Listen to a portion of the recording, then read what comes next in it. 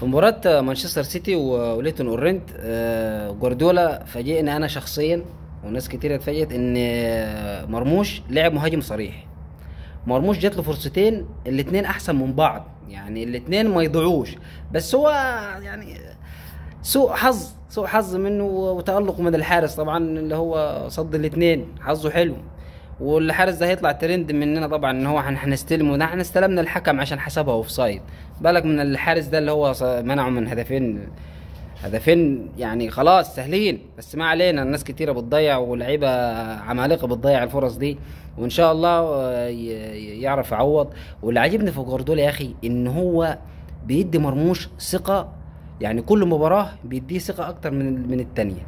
لأنه أول ما مرموش لعب انضم للنادي أول ما مرموش انضم للنادي بعد يومين لعب مع تشيلسي أساسي، لعبه أساسي مع تشيلسي. وأنا اتكلمت في الموضوع ده وقلت إن هو بصراحة هو ظلم مرموش إن هو لعبه أساسي، وخبط لزق راح خبطه في تشيلسي وقال له يلعب.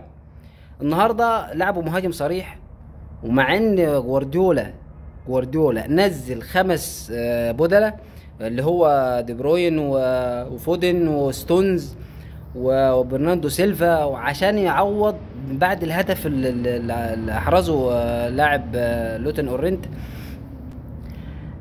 خوسانوف نزل، خد ثقة، سجل هدف.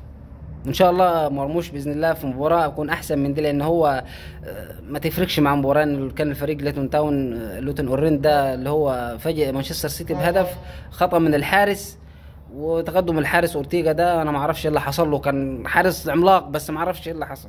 ما علينا، خلينا في ابننا مرموش عمل ماتش، مع ان التقييم بتاع موقع اللي هو 365 ده كان مديله تقييم 6.7، وكان مدي جريليتش 8.